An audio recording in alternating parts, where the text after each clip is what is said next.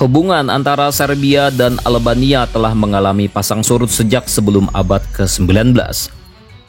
Konflik antara dua negara tersebut dilatar belakangi oleh sejumlah peristiwa sejarah dan politik.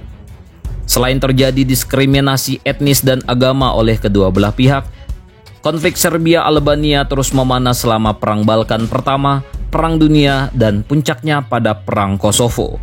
Ketegangan antara etnis Serbia dan Albania masih terus terasa di wilayah Republik Kosovo yang mendeklarasikan kemerdekaannya dari Serbia pada tahun 2008. Dalam sejarah Serbia dan Albania, dua negara ini pernah dikuasai oleh Kesultanan Utsmaniyah atau Ottoman selama berabad-abad. Di bawah kekuasaan Ottoman, mayoritas penduduk asli Albania masuk Islam. Memasuki abad ke-18, kaum Kristen Ortodoks di Semenanjung Balkan didorong oleh Pater Agung dari Rusia untuk memberontak. Sejak saat itu, hubungan antara kaum Muslim dan non-Muslim di Semenanjung Balkan pun semakin memburuk. Pada abad ke-19, kekuasaan Ottoman mulai melemah dan Serbia mendapatkan kemerdekaannya kembali. Ketika konflik antara Serbia dan Ottoman masih berkecamuk, banyak penduduk Albania yang terpaksa meninggalkan tempat tinggal mereka. Pasalnya, seiring dengan melemahnya Ottoman, diskriminasi dan persekusi terhadap umat Muslim semakin meluas.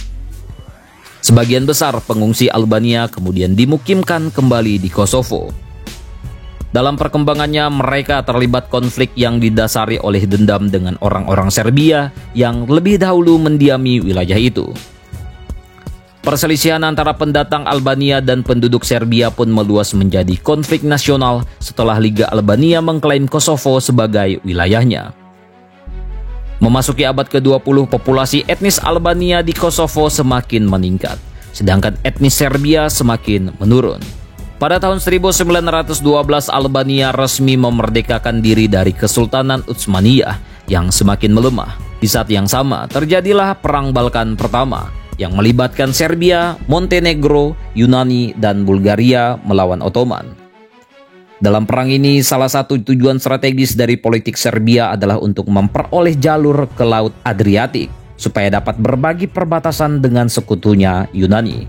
Di saat yang sama, langkah tersebut berarti menyangkal kedaulatan Albania yang baru saja mendeklarasikan kemerdekaannya. Salah satu hasil dari Perang Balkan Pertama adalah jatuhnya Kosovo ke tangan Serbia oleh para penduduk Albania di wilayah tersebut. Hal ini dianggap sebagai pendudukan Serbia.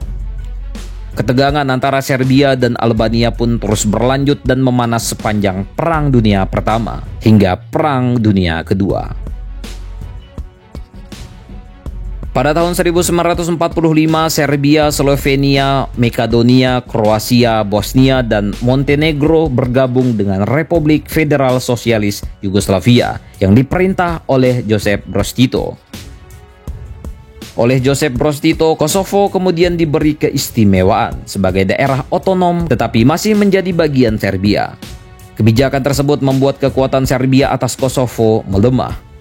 Hingga tahun 1980-an, ketegangan antara etnis Albania yang menjadi mayoritas dan etnis Serbia sebagai minoritas di Kosovo kian memanas. Lambat laun etnis Albania pun terilhami untuk memerdekakan Kosovo dari Serbia. Hal ini berujung pada Perang Kosovo pada tahun 1998 hingga 1999. Ketika tentara pembebasan Kosovo, pimpinan Albania mulai melawan, pihak berwenang Serbia menanggapinya dengan kekerasan. Konflik ini memaksa ratusan ribu orang Albania Kosovo melarikan diri ke Albania, sementara puluhan ribu orang dari kedua negara tewas menjadi korban.